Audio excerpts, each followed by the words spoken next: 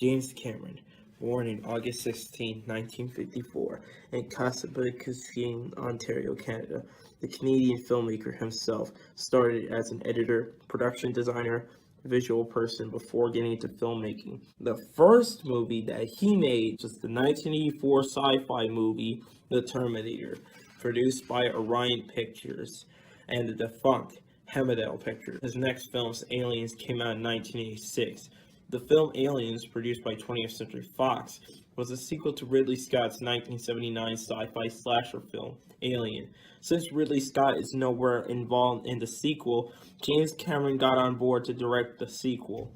This time, the film is more of an action-oriented sci-fi thriller instead of your typical sci-fi slasher film. His next film, The Abyss, produced once again by 20th Century Fox. His next film that he made was a sequel to his first movie, The Terminator. It's Terminator 2, or fully titled Terminator 2 Judgment Day, produced by TriStar Pictures, later purchased by Sony, and Kuroko Pictures, later purchased by Studio Canal.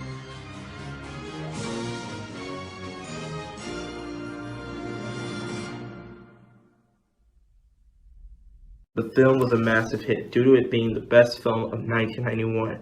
This is the first Terminator movie to use CGI effects, mostly the T-1000 character. James Cameron likes to make action movies. Maybe it could be his trademark or not. The next film is a remake of the 1991 French film La Totally, which translates out to The Total, entitled True Lies. It's one of the first movies to use James Cameron's production company, Lightstorm Entertainment, as an on-screen extended logo.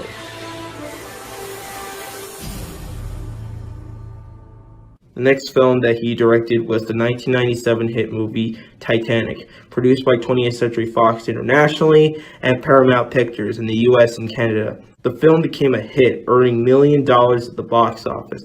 This is also the longest movie he ever directed, clocked at 3 hours and 15 minutes.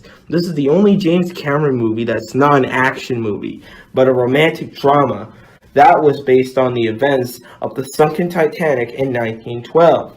The next film that he directed was Avatar. The film was a hit when it came out in 2009, earning so much money at the box office. Fun fact, the home video release of Avatar was presented on 100.78:1 open mate aspect ratio, representing the film of how it's shot, but in its original theatrical release and 3D venues, they cropped it into scope. A few years later in 2022 comes Avatar, The Way of Water. The film was successful, but not in the same level as the first film, with the second movie only grossing $684,075,767 at the domestic box office. International release, well, slightly lower.